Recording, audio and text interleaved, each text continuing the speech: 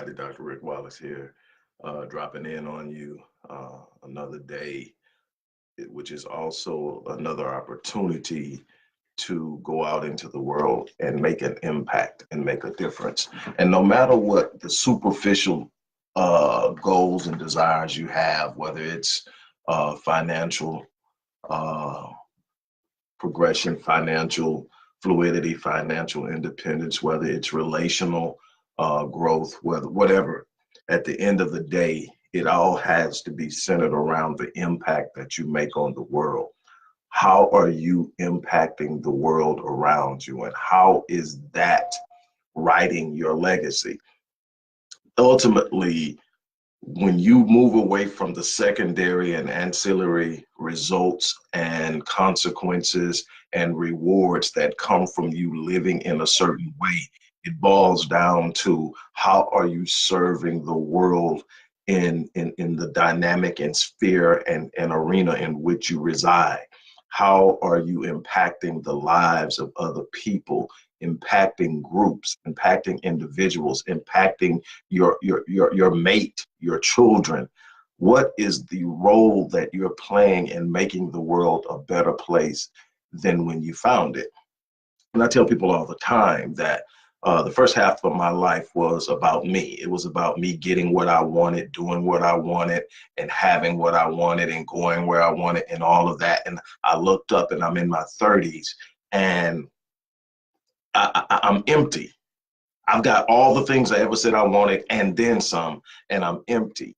I have this empty feeling, and it's scary because, see, when you come from a place where it's meager, I didn't grow up as impoverished as the kids in my neighborhood. We were probably one of the, if not the most financially established family in the hood. Meaning we were the richest of the poor. But coming from that and having these aspirations, there's so much room for you to sit up and say, when I get this, I'm going to be happy. When I get this, I'm going to be this and this. And you start to accumulate things. You start to accumulate accomplishments. You start to accumulate material things. You start to accumulate riches. And all of a sudden you're looking up and, 15 years of your adult life has passed you by, and that feeling that you thought all of these things would give you isn't there. That's because that's not why you're here. There's nothing wrong with wealth. There's nothing wrong with riches. There's nothing wrong with having money. There's nothing wrong with driving a nice car, living in a nice house, wearing clothes that you like. When that is a secondary or ancillary result of the work you're putting in to make this place a better place. And so I had to learn that I had purpose. And my purpose was not to satisfy my desires. My purpose was to serve the world. My purpose was to go out and touch lives. My purpose was to make sure that this world wasn't the same when I leave it, is not the same when I leave it as it was when I found it.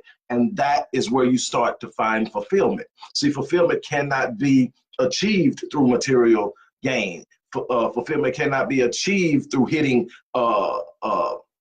superficial goals. Fulfillment comes when you're operating in your purpose and you're making a difference and you're making an impact.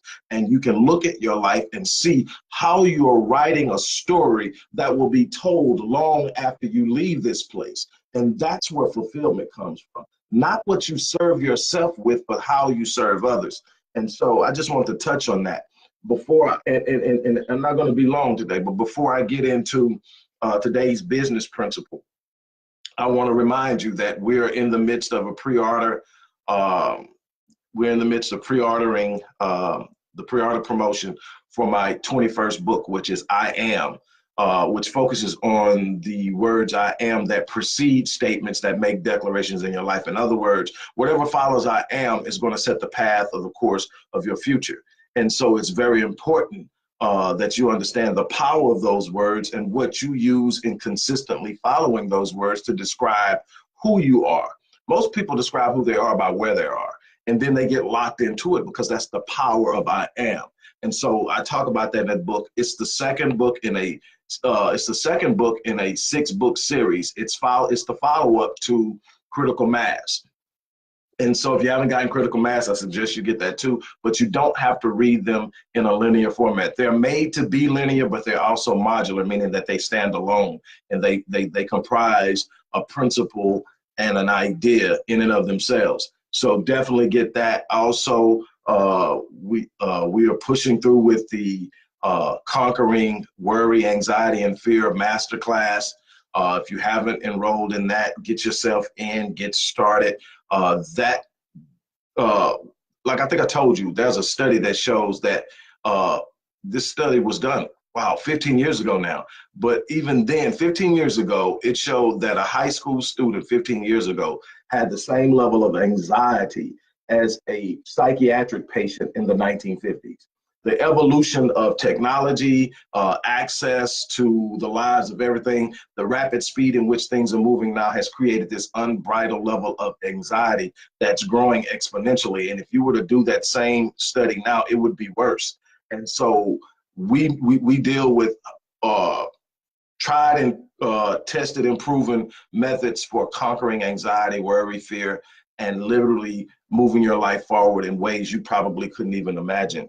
The information for all the things I just mentioned is in the description box, the post box, wherever you're watching this at. Now, let's move on.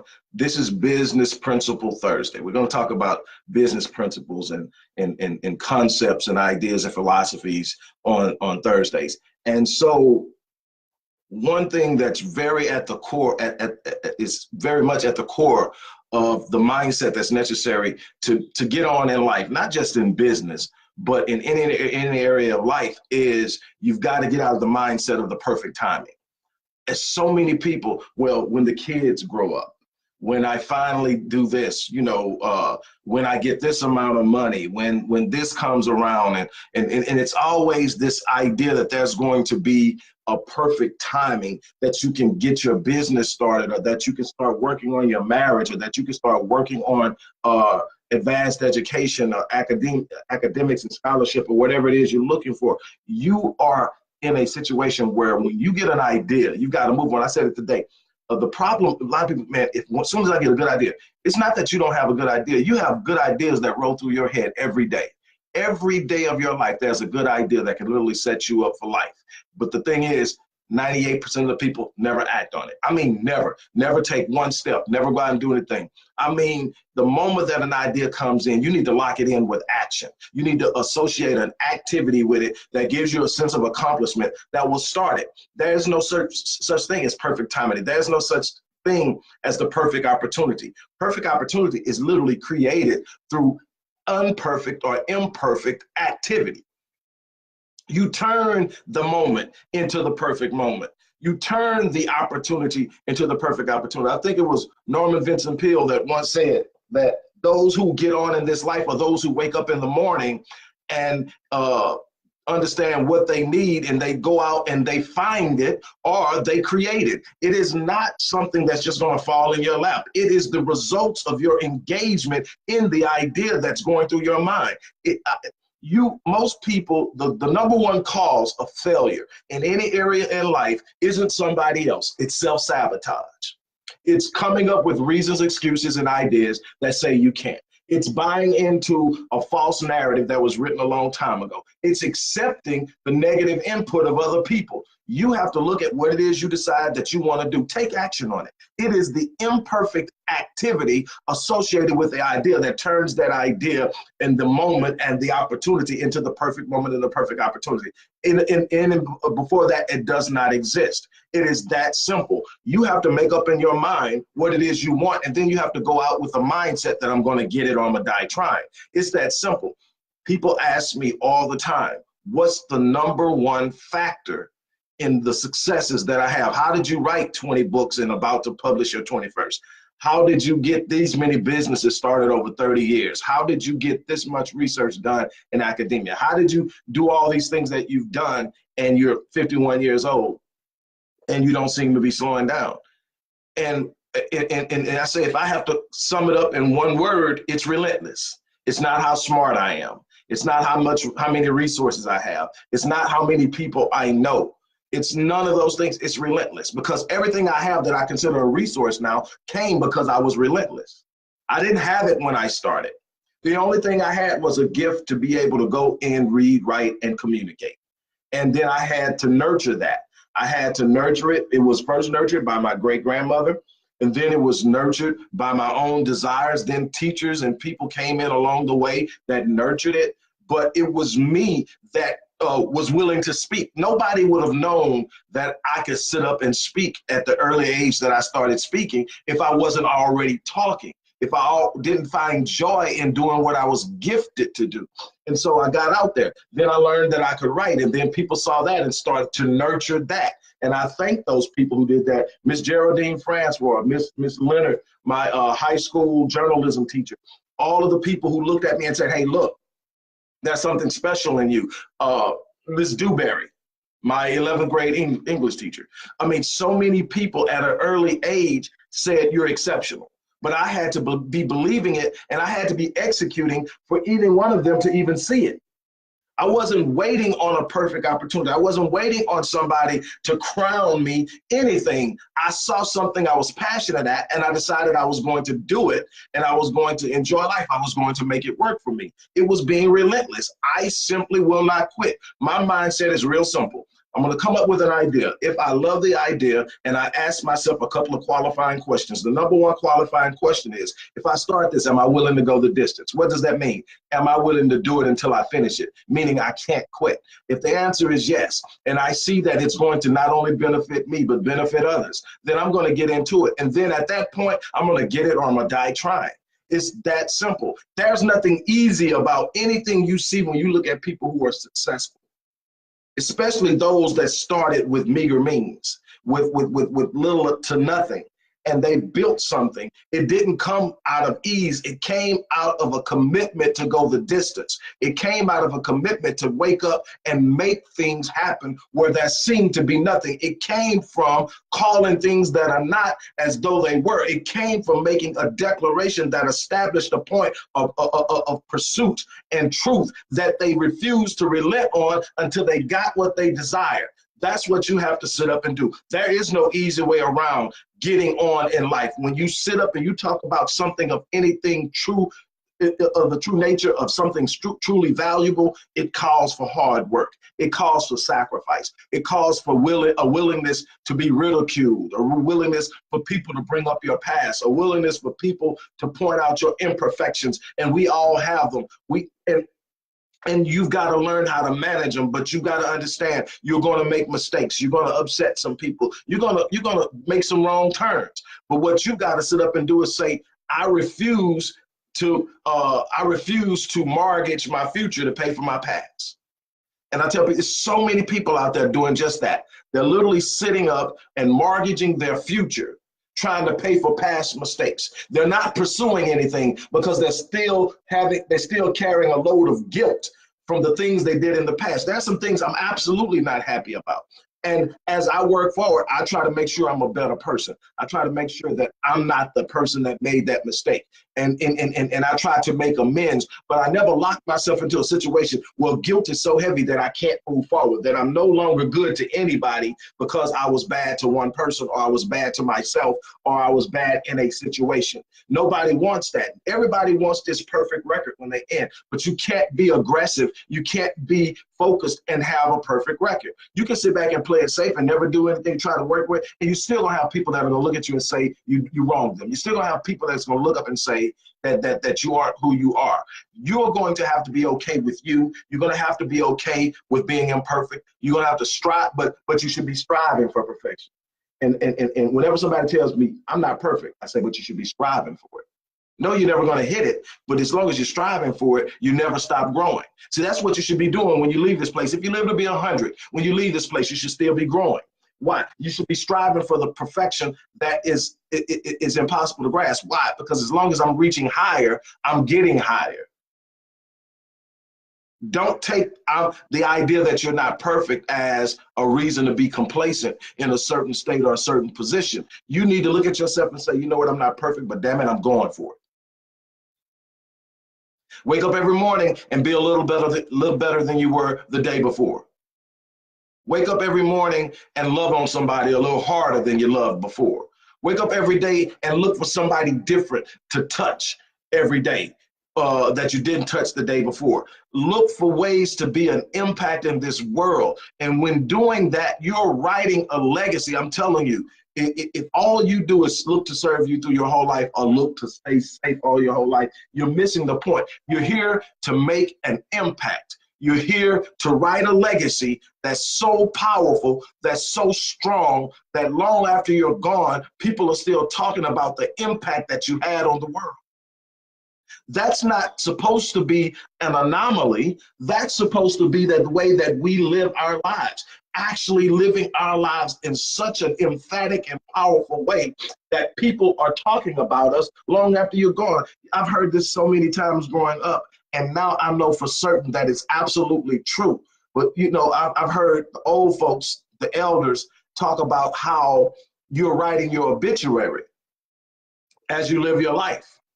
You know, and when you do what you're supposed to do, you don't have to worry about trying to sweet talk the person who's going to render your obituary at the end of your life into saying something nice. You are literally living it every day, but it goes beyond just simply writing your obituary. You're writing your legacy.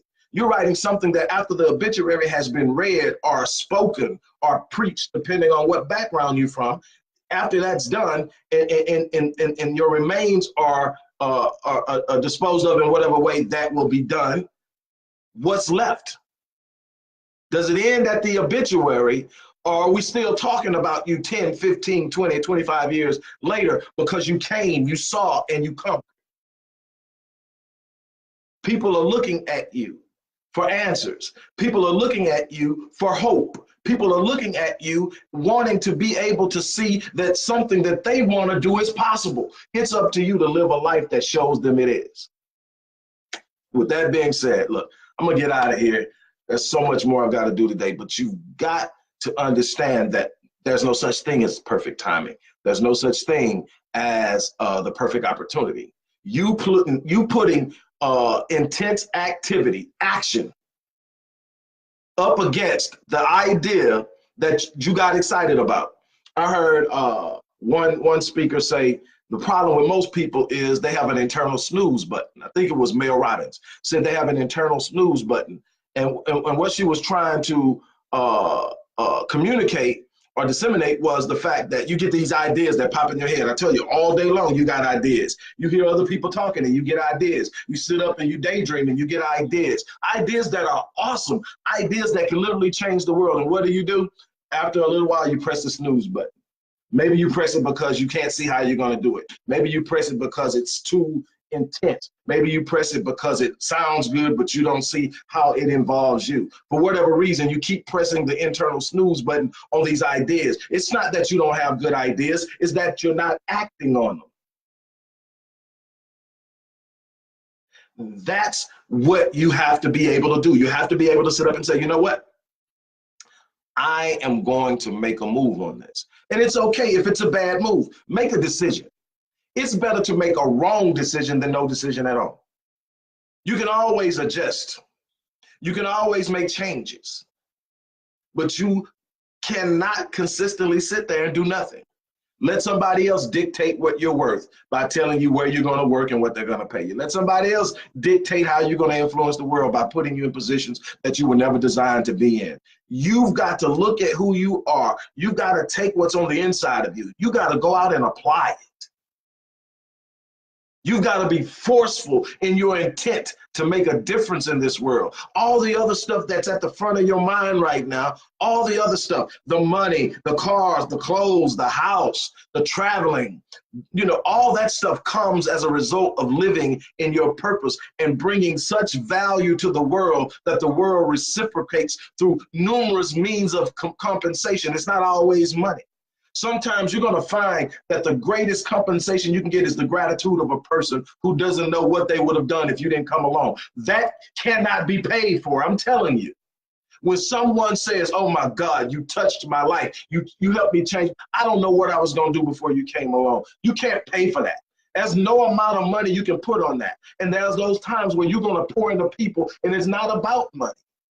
But there's going to be times where you know your value and what you're bringing to the marketplace And you've got every right when you're bringing value to the marketplace to ask for equal compensation. It's stop chasing the money and start chasing your purpose and watch how things change. Look, I'm going to get out of here. Don't forget, if you haven't pre-ordered um, your signed copy of I Am, that's book number 21, the second in a 6-book series that follows Critical Mass. You definitely want to do that. Not only are you going to get it at a discount throughout the promotion period, but you're also going to get a free one-on-one breakthrough session with yours truly. And those sessions have already started for the people who are pre-ordered. Definitely, you want to do that. And as long as I can fit them into the schedule, I'm going to keep doing them. And so I just love doing work with people. And it's definitely a good value. Look, at the end of the day, invest in yourself. It doesn't have to be with me. I want the people who invest in me to really truly believe that there's something they're going to get out of it. Not because I was a good salesperson, not because I touched on some emotional chord, but because they say, hey, I think I can get something from this guy.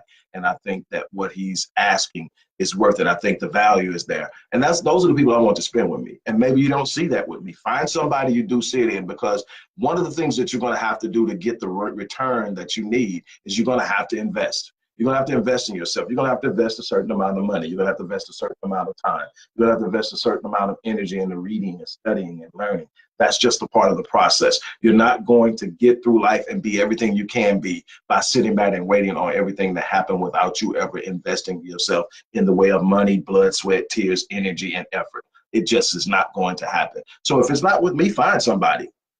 And I understand I'm not for everybody, and everybody's not for me. Uh-oh, this is baby calling in. Let me go ahead and get off of here.